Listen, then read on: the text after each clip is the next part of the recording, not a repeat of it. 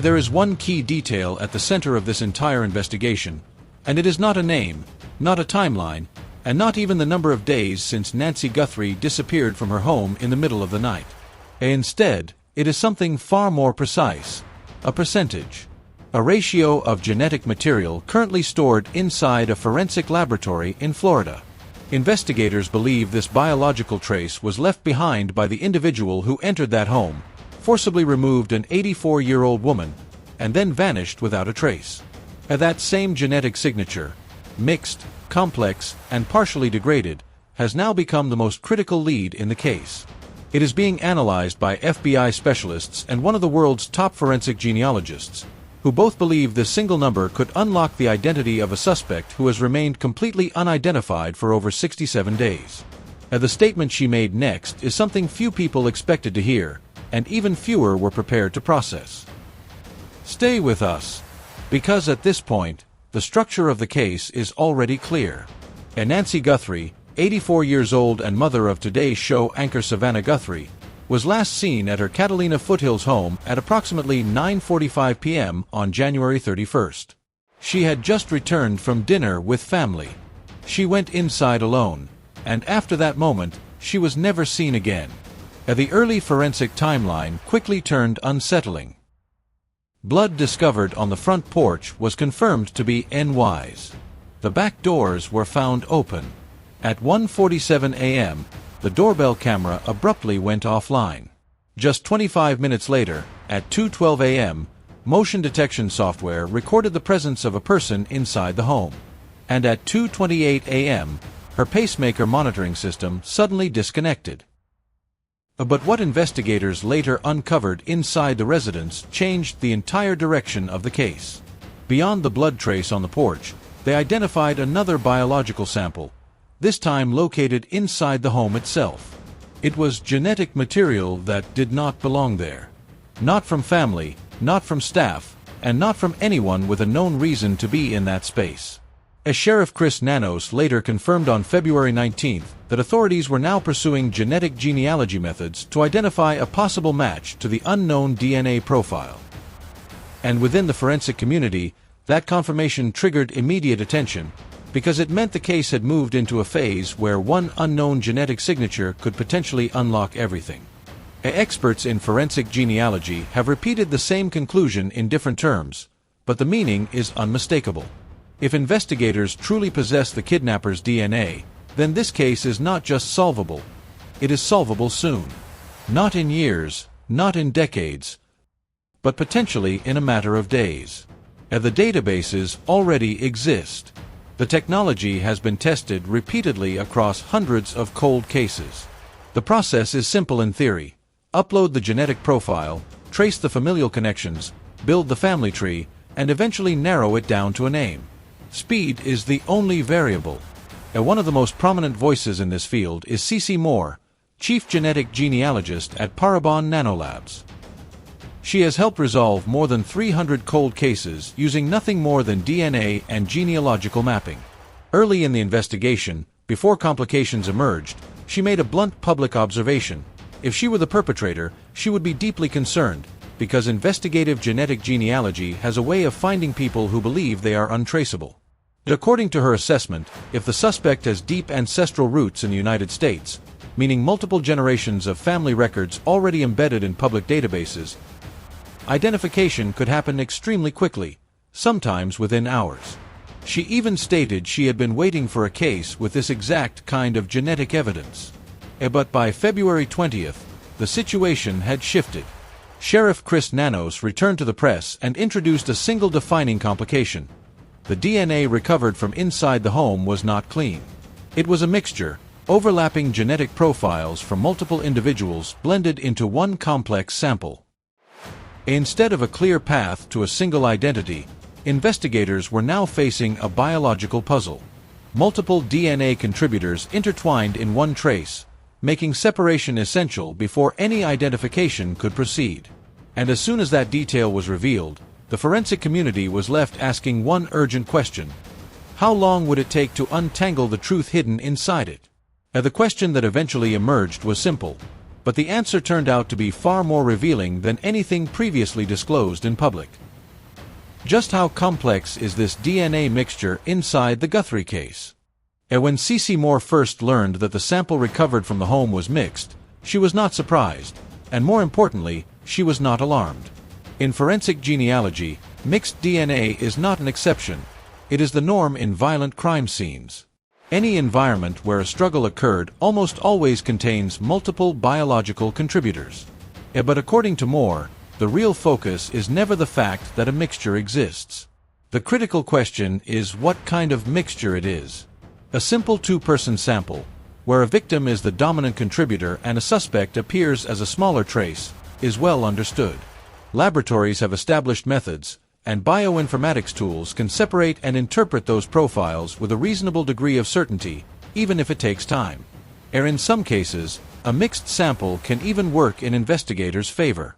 A clear minor contributor, an unidentified male DNA profile embedded within the victim's genetic background, can stand out like a signature, offering a direct investigative path to the perpetrator. Moore described this type of evidence as potentially powerful. But what she saw in the Guthrie description was different. She called it a complex mixture. Not just two contributors, but multiple unknown individuals layered together in a way that defied simple separation. NY's DNA was present, but alongside it were additional unknown genetic profiles that could not be easily isolated or explained. A week's passed, then a full month. The sample had been sent to DNA Labs International in Florida, a private laboratory chosen over the FBI's facility at Quantico. Investigators waited for results, but none came. No usable profile, no genealogical lead, no identifiable match. And as silence stretched on, Moore began to interpret it as a signal in itself. She had seen complex cases resolved within days, sometimes even within a week. This case was not following any recognizable timeline.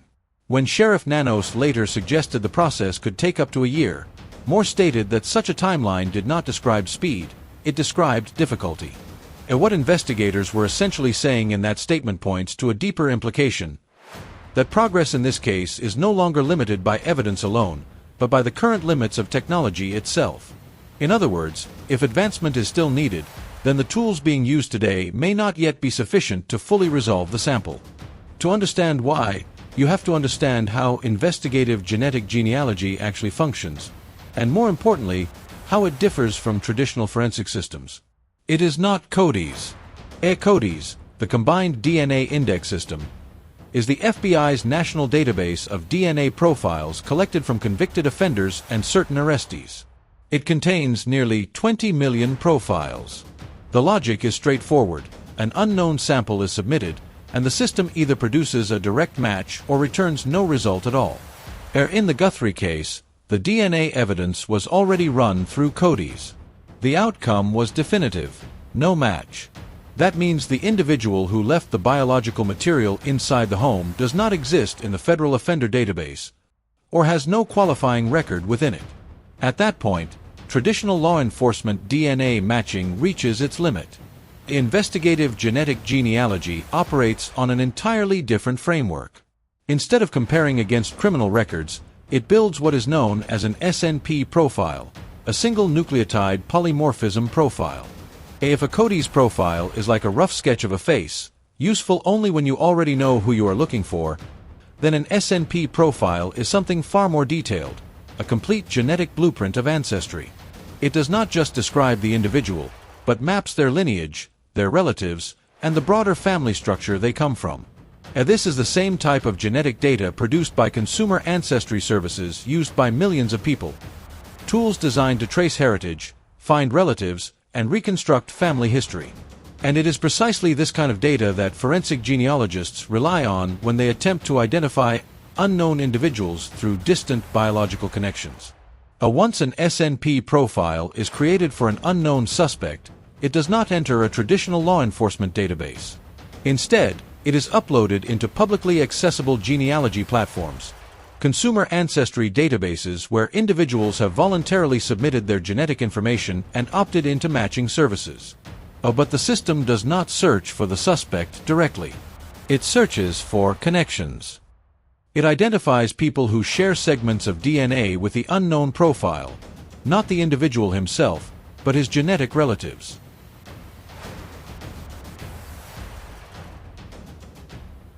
These matches can include cousins, second cousins, or even more distant relations, individuals who may share a common ancestor several generations back. Each match becomes a single point of reference in a much larger puzzle. From there, forensic genealogists begin a slow reconstruction process. They take each matched individual, trace their documented family lines through public records, and gradually expand outward. Birth records, marriage certificates, census data, every piece of historical documentation becomes part of the mapping process. Step by step, these separate branches of family trees begin to converge. And when they do, they often point toward a single individual who fits the biological profile, matching age range, sex, geographic history, and behavioral context tied to the crime scene evidence. C.C. Moore once described this process to CNN as a form of reverse engineering identity through genetics alone. In her words, investigators are not starting with a suspect. They are rebuilding an entire family structure from fragments of shared DNA until the suspect naturally emerges from within it. The critical point is this: the suspect never needs to submit their own DNA. Identification is possible as long as enough of their distant relatives have voluntarily contributed theirs. This exact method famously led to the identification of Joseph James DeAngelo, the Golden State Killer, who evaded capture for more than 40 years before genetic genealogy ultimately exposed him. This same investigative framework has already been used in high-profile cases, including the identification of Brian Kohberger in the Idaho murders, where a genealogical lead originated from a distant relative's consumer DNA submission. The method itself is no longer experimental. It is documented, tested in court, and increasingly efficient when the necessary conditions are met. But there is one absolute requirement before any of it can even begin: a usable SNP profile. Without it, the entire process collapses before it starts. A mixed DNA sample cannot simply be uploaded and interpreted. Genealogy databases cannot work with overlapping biological signals or genetic noise. The raw material must first be separated into distinct contributors through a process known as deconvolution, a complex mathematical and computational step designed to isolate individual genetic profiles from a contaminated mixture. If that separation succeeds, the resulting profile must still meet a minimum threshold of identifiable genetic markers. Only then can it generate meaningful familial matches across genealogy databases. If deconvolution fails, everything stops. There is no upload, no matching, no family tree reconstruction. Investigators are left with a biological trace that cannot be operationalized, a profile that exists in theory but is unusable in practice. Complicating matters further is an issue that is often overlooked in public reporting: access. The three largest consumer DNA databases, Ancestry DNA, 23andMe, and MyHeritage, collectively contain over 50 million genetic profiles, but all three have formally restricted law enforcement access to their data.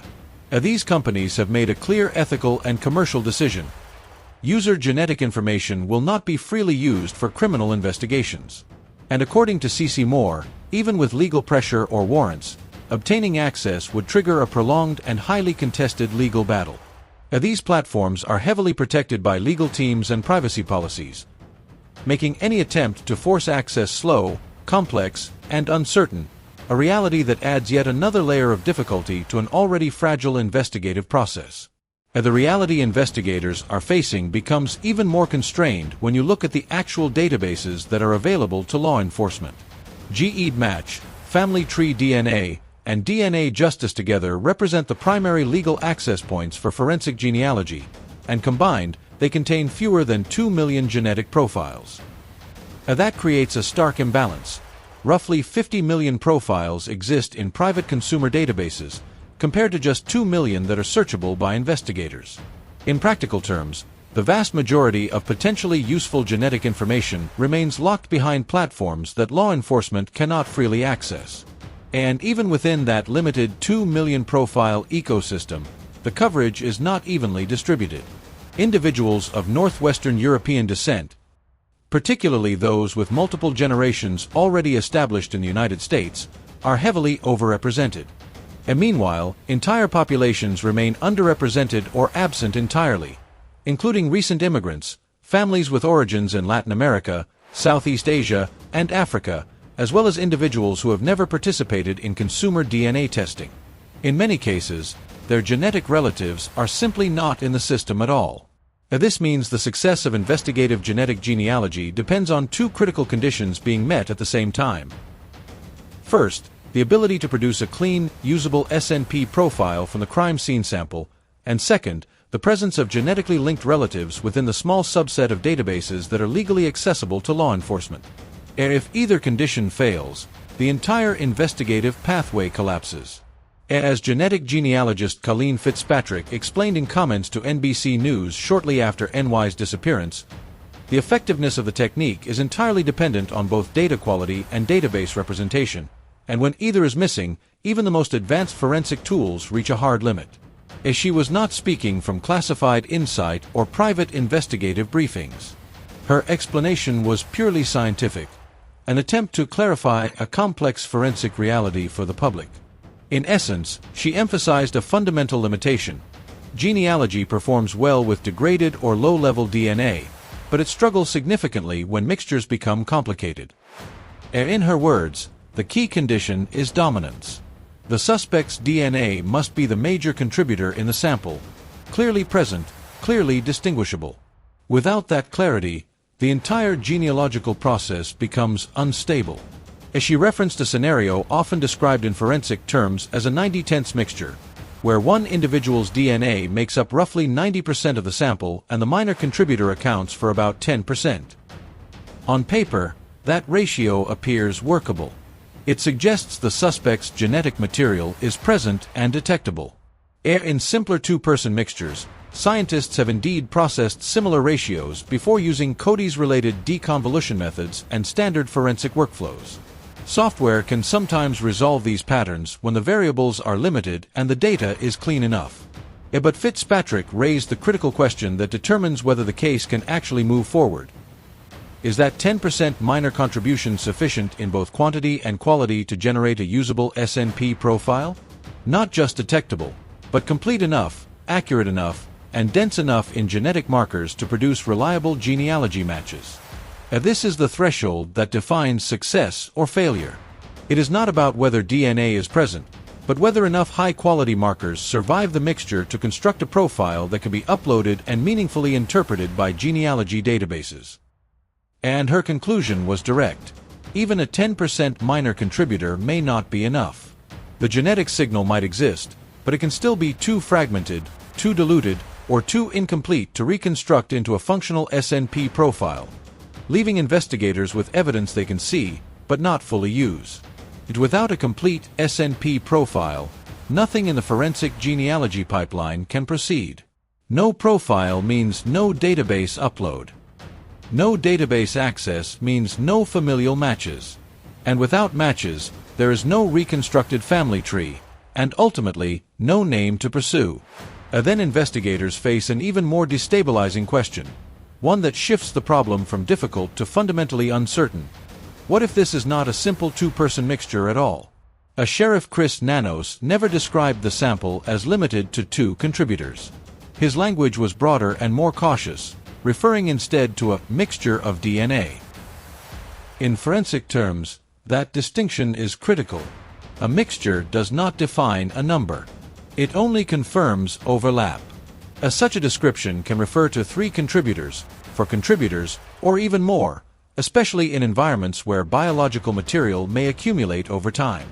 A residential space, particularly one occupied for years, can contain layered DNA from residents, visitors, and incidental contact, all converging into a single collected sample. In these scenarios, mixed DNA interpretation relies heavily on probabilistic modeling. With 2 contributors and a clearly defined ratio, computational systems can usually assign genetic markers with reasonable statistical confidence, separating dominant from minor profiles and reconstructing usable genetic data.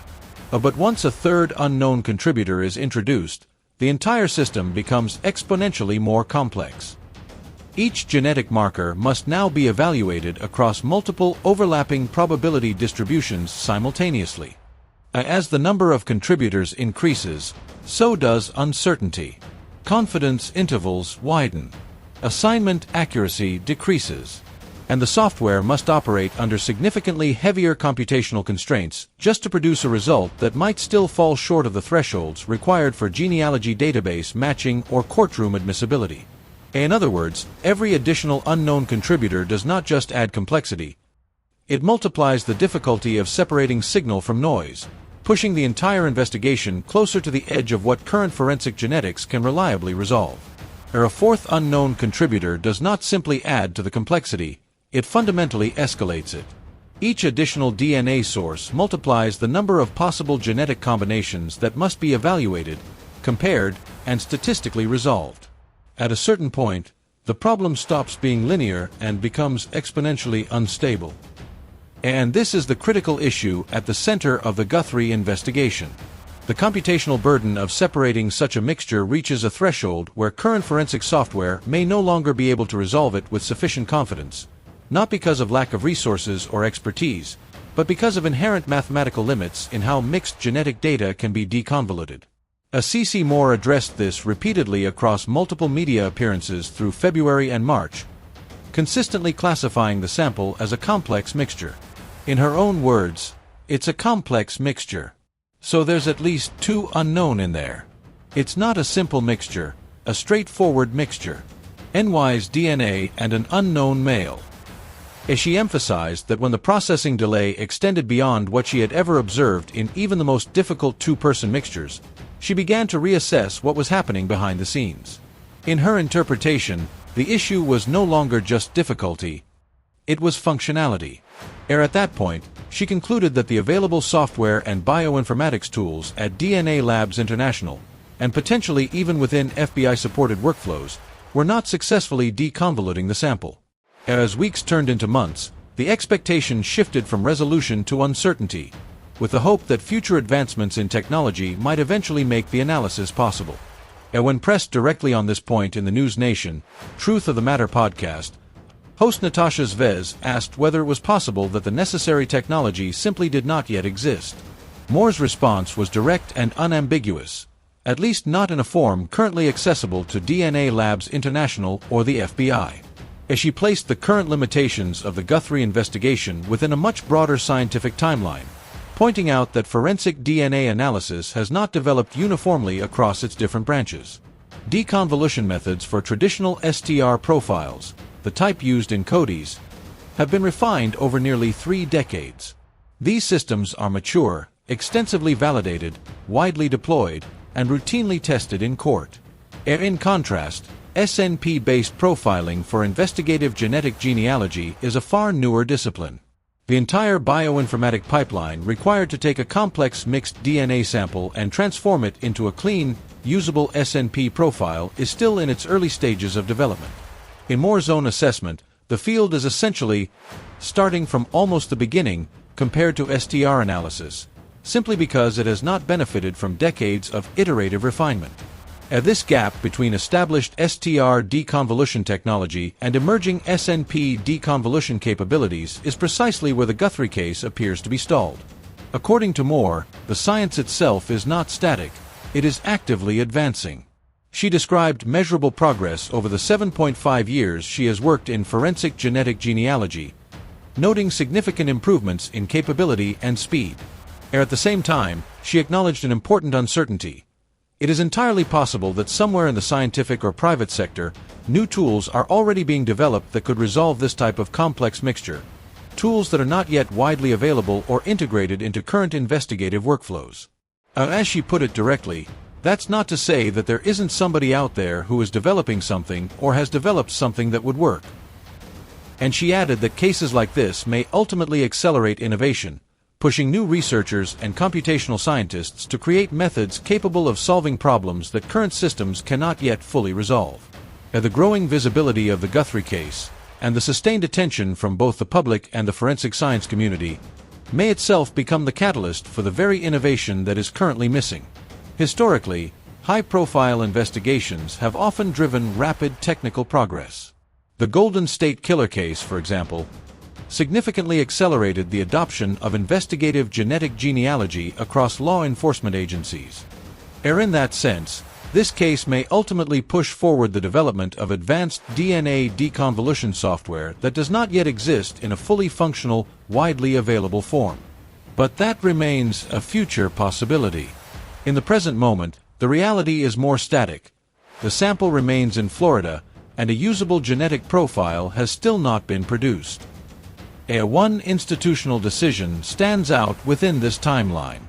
Sheriff Chris Nanos chose to send the DNA evidence to DNA Labs International rather than accepting the FBI's offer to process it at the Quantico laboratory. Former U.S. Surgeon General Richard Carmona publicly stated that the FBI's Quantico facility is considered the most advanced forensic laboratory in the country and is available at no cost to local agencies, as it is federally funded by taxpayers. C.C. Moore, however, offered a more nuanced perspective. She noted that DNA Labs International possesses specialized SNP profiling capabilities that are not fully replicated within the FBI's in-house infrastructure, and that this choice theoretically allowed both Cody-style analysis and SNP-based genealogy processing to occur in parallel, potentially reducing overall time. Whether that decision ultimately improves or delays the outcome is still unknown. What is certain, however, is the current status of the evidence. It has remained in processing for 67 days without producing a usable genealogical profile.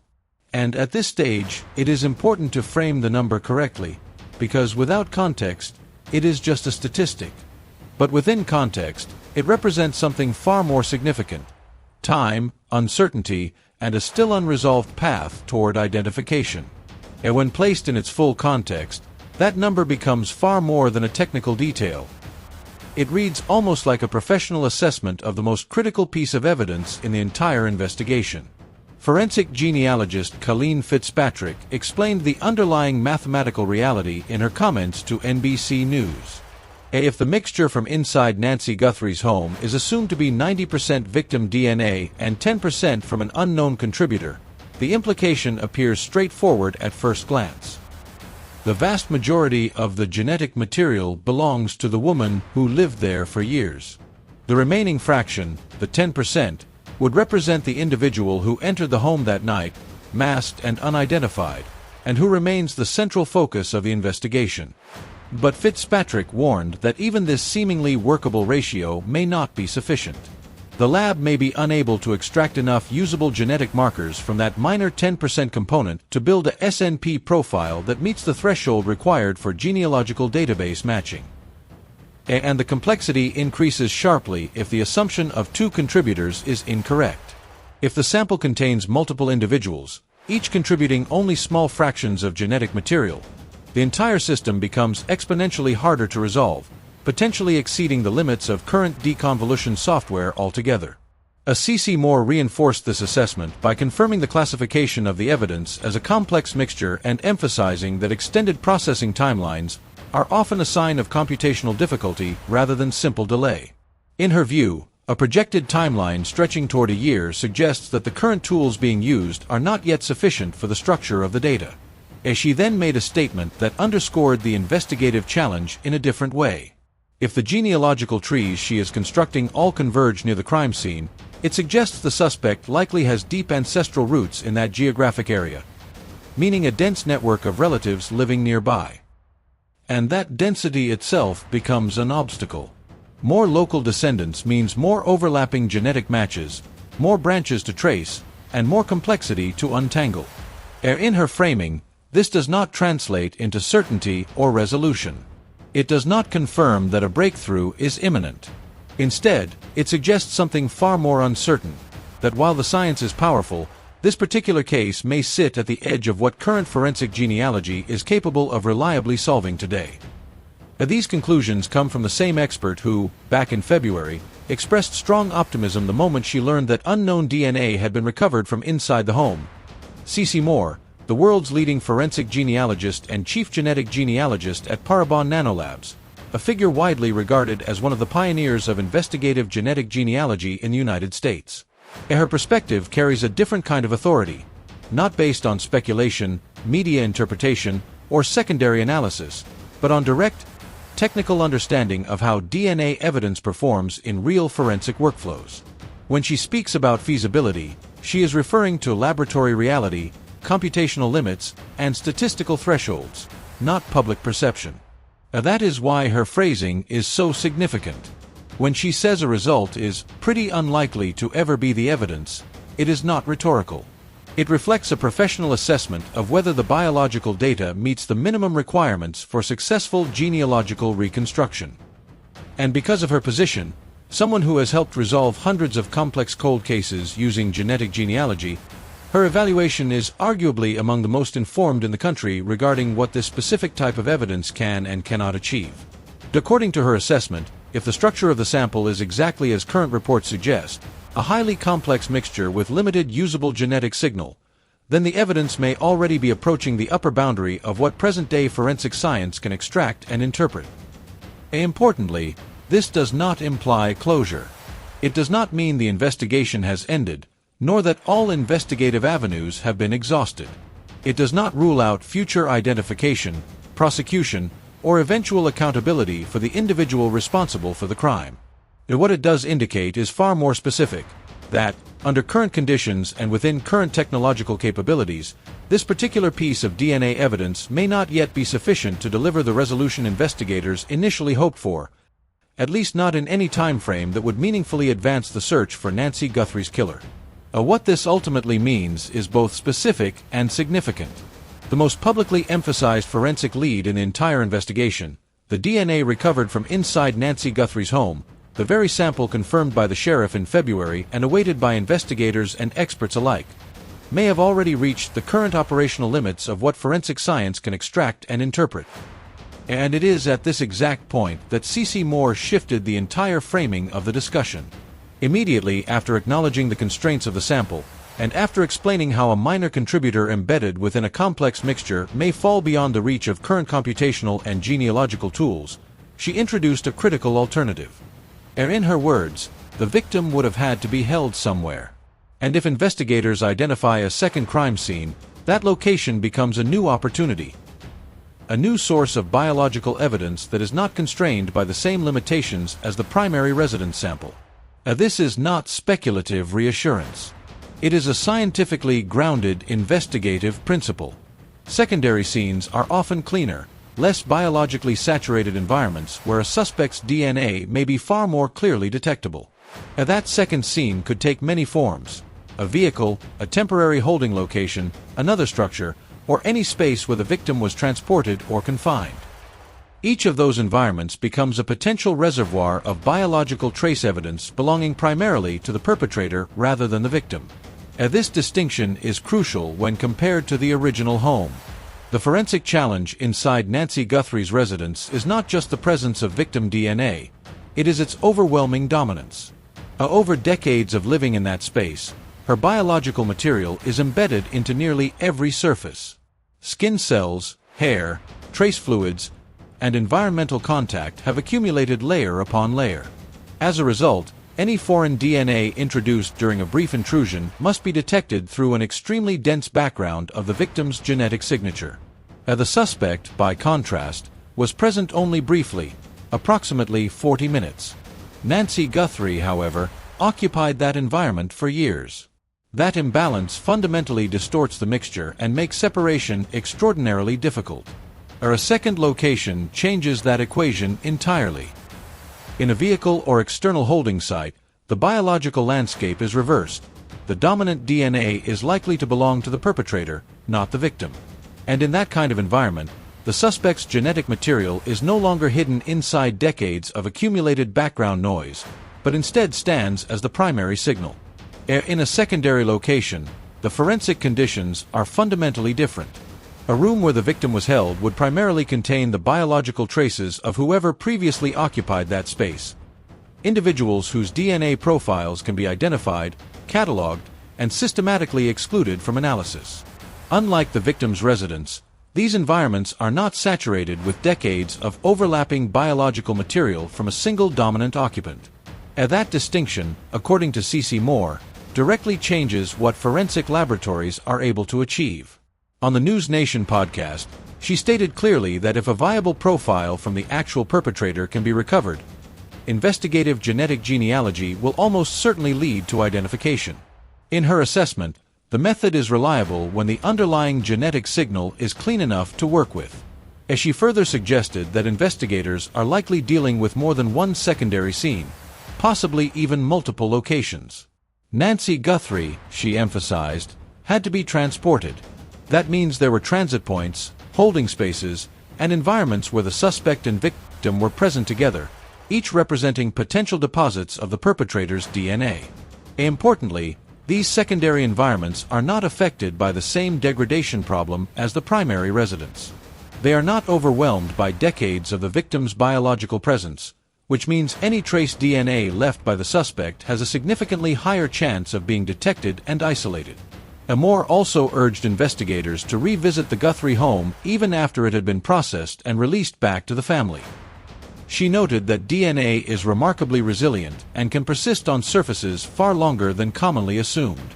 Even microscopic traces, such as a single rootless hair, can still be sufficient to generate usable forensic data with modern techniques. She also pointed to a detail visible in the doorbell footage. The suspect appeared to be holding a Byte flashlight, a tactical light positioned in the mouth while moving through the house. According to Moore, it is unlikely he maintained that position for the entire duration of his presence. At some point, she suggested, the flashlight would have been removed, and in that moment, direct contact with his hands, gloves, and surrounding surfaces would have created opportunities for additional DNA transfer, potentially leaving behind trace evidence that is far less contaminated than what is embedded in the original household mixture. The forensic logic behind this final point is simple but powerful. The suspect had to physically interact with the environment. Whether it was the flashlight, door handles, clothing adjustments, or moments where the mask was not fully secure, each contact represents a potential transfer of biological material. Saliva, in particular, is among the most valuable forensic sources. Highly concentrated, highly stable, and often detectable even in microscopic quantities. According to C.C. Moore, DNA is remarkably resilient. She has stated that if the suspect's genetic material has not yet been recovered, it likely still exists somewhere within the original scene, possibly in areas that were not fully processed during the first forensic sweep. From her perspective, the solution is not necessarily new evidence, but a more refined second examination of spaces already known to contain critical activity. As she also emphasized that even though the home was released back to the family, re-examination remains scientifically valid.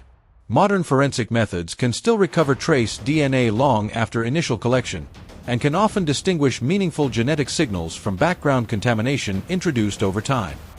However, this scientific recommendation intersects with a broader institutional dispute that has followed the case from its earliest stages.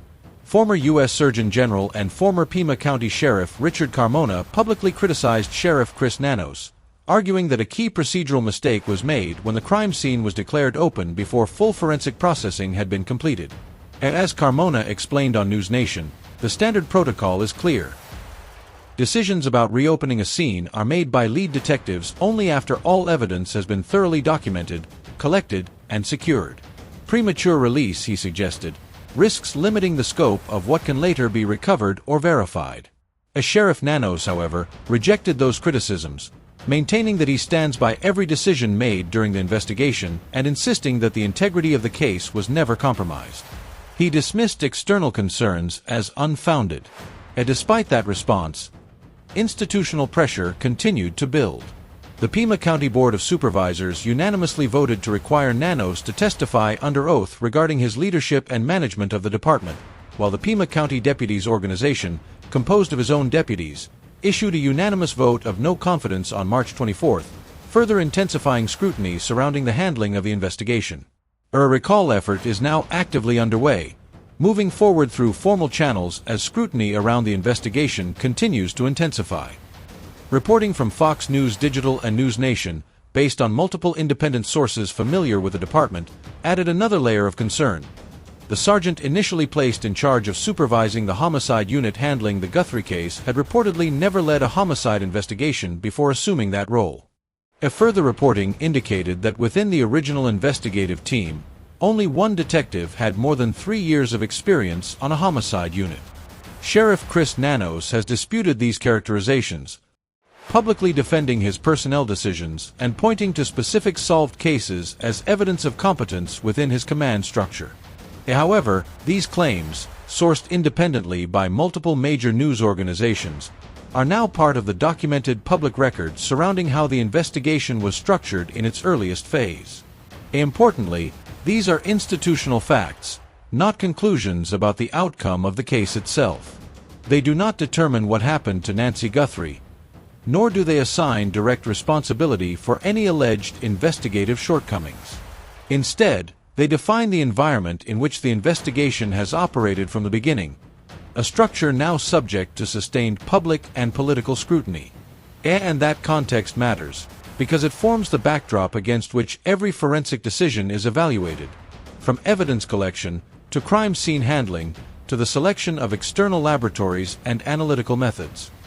As of April 7, 2026, it has been 67 days since Nancy Guthrie was taken. Meanwhile, life around the case continues in parallel.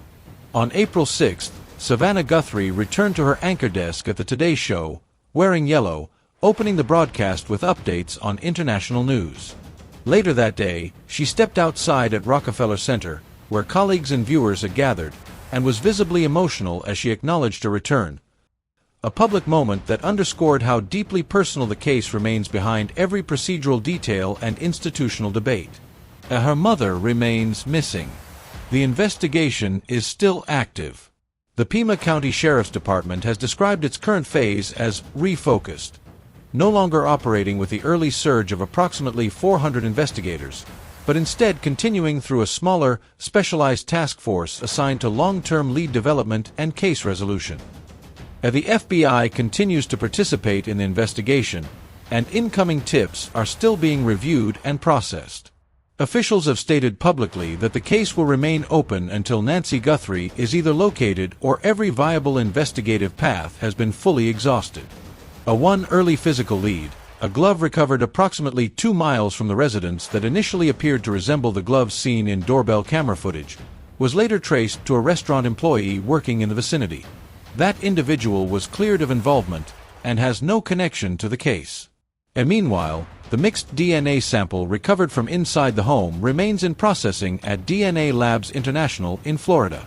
Additional developments have also surfaced, including unverified communications and alleged sightings reported to media outlets such as TMZ, claiming Nancy Guthrie may have been seen alive in the Mexican state of Sonora. One message received by reporters stated, "I know where she is.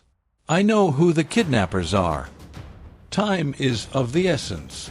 That communication was received on a Tuesday, adding another layer of uncertainty to an already complex investigative landscape. As of now, the forensic bottleneck remains unchanged.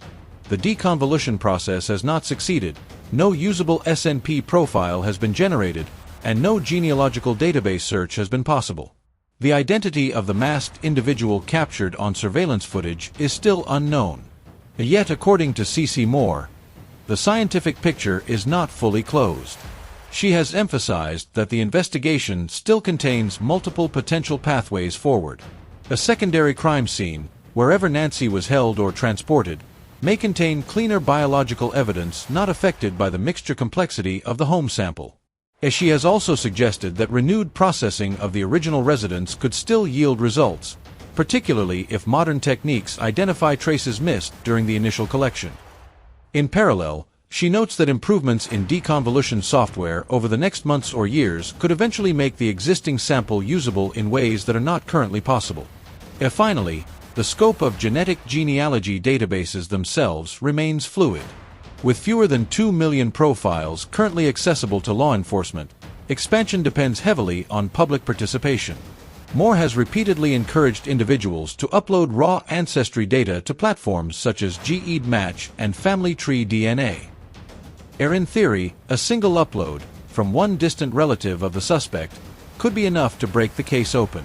And until that moment arrives, the investigation remains suspended between what is known, what is possible, and what is still waiting to be discovered. Beyond the forensic science, there is a second dimension that every investigation of this scale eventually returns to, the human element. Because at its core, this was not an event that occurred in isolation. Someone knows something. The suspect did not appear without context and disappear without trace. The level of preparation suggests planning, awareness, and familiarity, with Nancy Guthrie's home, her daily routine, her neighborhood, and her patterns of movement.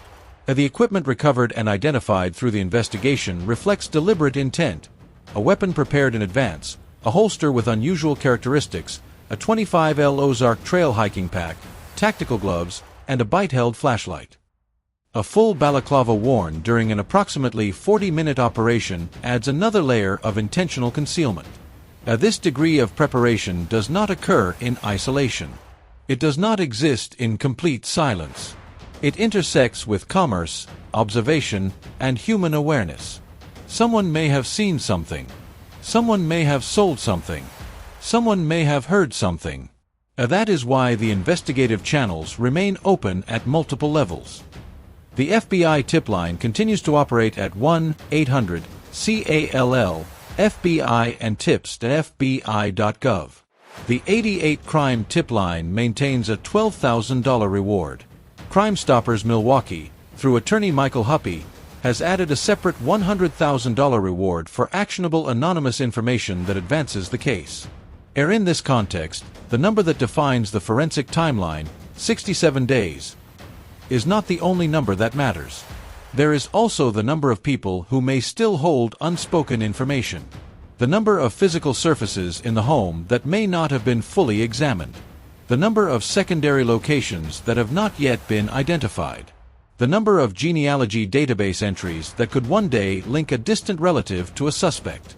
Each of these represents a potential point of convergence, a place where information, biology, or memory could intersect to produce a breakthrough. Whether the DNA evidence ultimately becomes the key that resolves the case depends on factors still in motion: technological progress, software development, renewed forensic examination, and the possibility that previously unusable data may one day become interpretable. Or it may not. And until that determination is made, the investigation remains suspended between what has been discovered, what is still unknown, and what may yet emerge from the intersection of science and human action. The most honest assessment available from experts at the highest level of forensic genealogy is increasingly clear. Under current technological constraints, this specific DNA sample alone is unlikely to become the single piece of evidence that resolves the case. But that does not mean the investigation has stalled. It means one scientific pathway may have reached its current limit. And even at that limit, the broader effort continues. Because while one line of forensic inquiry may be constrained by mixture complexity and software capability, the overall investigation remains active, driven by investigators, genetic genealogists, forensic scientists, and analysts who are still working across multiple disciplines to identify what comes next. If you have any information regarding the disappearance of Nancy Guthrie, authorities urge you to contact 1-800-CALL-FBI or submit a tip anonymously at tips.fbi.gov. No identification is required. Even the smallest detail may be significant to the case.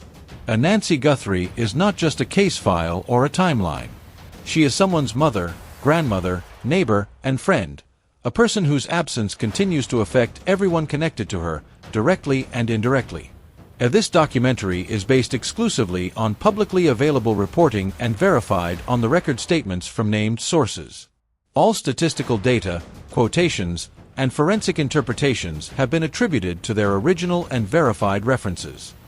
All individuals discussed are presumed innocent unless proven otherwise in a court of law. This production is intended strictly for informational purposes. And until new verified information emerges, the case remains open, sustained by ongoing investigation, public cooperation, and the continued possibility that one piece of information may still change everything.